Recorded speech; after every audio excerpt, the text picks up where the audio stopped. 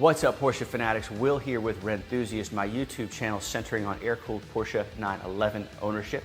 If you're new to the channel, welcome. If you've been around for a while, then I'm excited to have you back. In today's video, I'm going to be taking you through some more details around my Porsche 964 transmission problem. If you had not seen my previous video, it was an overview of my new to me 92 964 C2 manual coupe in Amazon green metallic on light gray leather interior. Absolutely thrilled to have the car. When I found out the car was going to become available, I was ecstatic. I bought the car from a shop out in California, did my due diligence on it. Imagine my surprise when the car showed up and had a major transmission issue going on with it. What I'm going to do today is take you through some of the clues or the symptoms that the car was giving me that finally led me to believe that it's time to drop the transmission.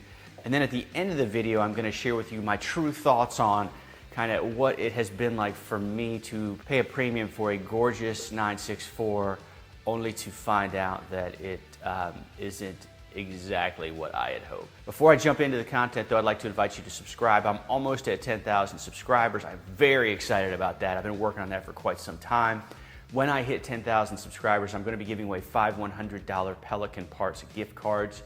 If you'd like to put your name in the hat for that giveaway, go to rennthusiast.com/contest and you can enter there. So, a really brief overview of the car. Stunning, gorgeous, unbelievable bucket list 92 964. It's a C2, not a C4. It's in an amazing color, Amazon green metallic. The interior is that light gray color, which I have a friend who has a cobalt blue car with that light leather interior, and ever since I saw his car, it was just something like, man, if I could ever have a car like that, I'm just gonna jump right in. And so anyway, I'm very excited to have the 964. As you'll see, it's not in my garage. I have already dropped it off at my mechanic's shop and he's begun working on it. I did get a chance to put maybe 500 miles on the car before I dropped it off with him. So I've gotten a sense and a feel for what the car is. I have to say it's a really interesting mashup between the 86 and the 993, and I can't wait to do some future comparison videos on the 964 when I do finally get it back. I've had a chance to spend some time with it. I can say that the car delivers. Once the financial sting is over from having to do all this work, I mean, the car is a keeper. So, you know, all that being said, you know, look, I want to acknowledge this is kind of a first world problem. I am very fortunate to have the car. I'm very fortunate to be able to pay to repair it. And so, you know, I am not necessarily looking to make this a bitch fest. Instead, this is just, hey, I want to share with you what it's been like for me and what I've experienced with this. So let me jump into the symptoms the car was throwing at me, and then I'll talk to you a little bit about what I'm going to be working on, and then I could use your assistance in giving me some advice on what I should be doing with this car, specifically some engine work that I'm looking forward to having done. The first clue that I came across that told me something was not right with the transmission happened as soon as I picked the car up from the transport truck. I met the guy in a big Target parking lot. It was just easier for him to unload. As soon as I drove the car away, there was this really odd, like, kind of scraping sound. It matched wheel speed, and so at first I was thinking, hey, you know, this could be bad tires, maybe it's a wheel bearing. You know, I need to start to eliminate potential causes of this noise. Sidebar, an interesting fact or a necessary fact that you should know is that the car has a lightweight flywheel.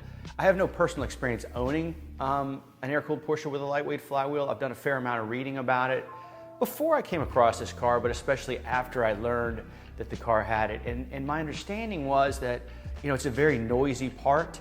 So when I first heard the noise driving the car off and, you know, driving it for the first 500 or so miles, I kind of chalked up the noise to perhaps some bad tires. The date code on there on the tires was 2016. And then of course the lightweight flywheel. So it was kind of like, hey, you know, maybe this noise is just to be expected for this lightweight flywheel. I guess that was wishful thinking.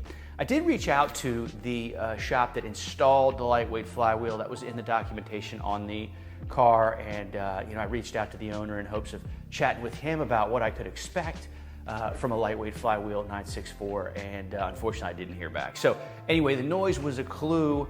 When I took the car to my air-cooled mechanic the first time, shortly after getting it, I like to have my trusted guy go through a car.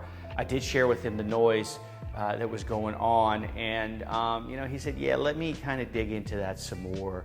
He ended up putting a stethoscope on it, and he said it's coming from the transmission. So that was disappointing news.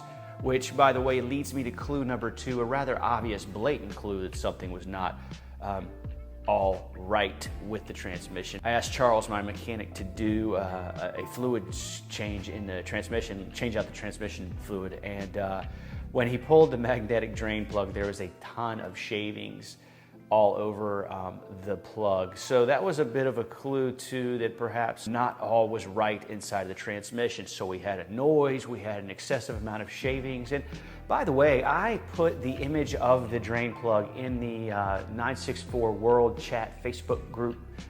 I'm probably not recalling the name of the group correctly, but the bottom line is it's a 964 focused Facebook group. And I got some interesting feedback. More than expected, I had feedback that said, hey, look, this is normal wear and tear. You ought to put some new fluid in it and drive it some more, and then see what you got. And so I was kind of surprised. I was alarmed when I saw the amount of shavings on the drain plug. So I did at the time draw the conclusion that, hey, let me put some new fluid in it, drive it some more. And I mentioned this in the introductory video. If you watched that video and ended up commenting and giving me some advice on dropping the transmission versus continuing to drive it, I appreciate that, and I'll tell you why here in a few minutes. Okay, the third clue that told me that not all was right with my Porsche 964 transmission was a really odd shimmy coming out of the back end of the car when I would launch it in first and take a quick left. So imagine you're at a stop sign, you're gonna have to take a left. As you're pulling away, you're giving it some gas, and you can kind of feel something was misaligned. It would just kind of shimmy. I don't know much about gearboxes. To me, like, I kind of get conceptually how they work. This is a limited slip car. I don't know why I say this. I wonder if something was going on with the limited slip differential. It was just weird how it just kind of like skipped or shimmied when you had the car turning. So I don't know if you have any opinions on that. Would love to hear it. If you could tell me how the limited slip differential works in the comments, that'd be awesome too. Okay, so the fourth telltale sign that something was amiss with this transmission was something that, in and of itself, I don't know that it would have clued me into the fact that I need to like drop the transmission and send it off. It was weird. It was how the clutch pedal feels. Now, I told you this car is a lightweight flywheel car. There was also some items that were done when the clutch and the flywheel was changed. It had some RS parts in it, like an RS throwout bearing maybe, and pinion ring kind of stuff. I don't know, I couldn't quite follow it. It's the paperwork. I don't have that with me, so I'm not gonna read it to you. But the bottom line is when I felt the odd kind of squishy feel or inconsistent feel of that clutch pedal, I kind of chalked it up to the lightweight flywheel too. So kind of like with the noise, the lightweight flywheel threw me off initially because I'm thinking, hey, is this just a characteristic of the lightweight flywheel? Okay, the final clue, and this was like a dead giveaway that don't drive the car anymore and definitely get the thing dealt with, was this.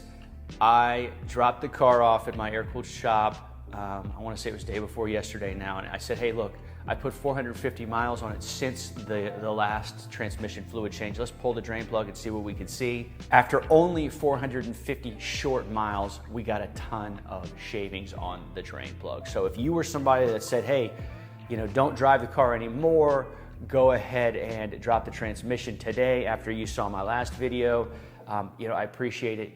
Good looking out, because I just don't think I should have driven the car anymore beyond this. So those were the 5 kind of telltale signs that something was going on with this 964. Where we are today and where I could use your help. I have the car, as I've said, at the shop. He has begun working on it. I have concluded, initially when I learned of all this, I was pretty pissed, to be honest with you, and I just was like, man, I know when you buy air-cooled, I know when you buy a 964, you're gonna put more money into it.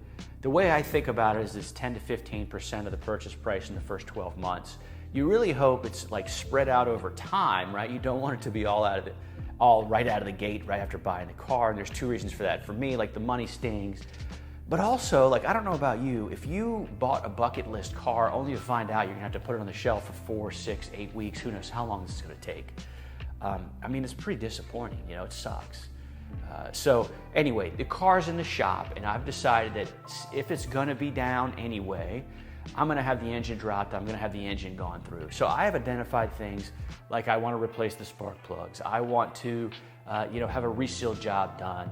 I want to replace the motor mounts. I want to sort the engine to my satisfaction so that when I do get it back, man, I can roll it to some air-cooled rallies, drive it hard, and not worry about it. So if you have advice or insight or experience from an engine out service you've done yourself or had done on a 964, I'd love to hear about items that you attended to.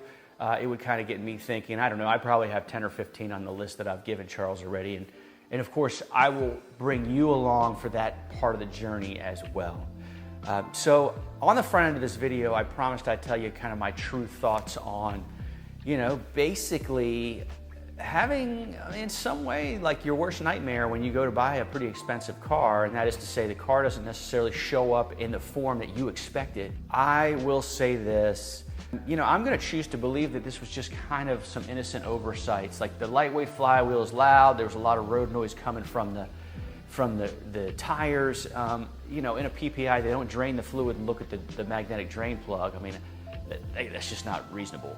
Look, I think it was probably an oversight, so that's what I'm going to choose to believe.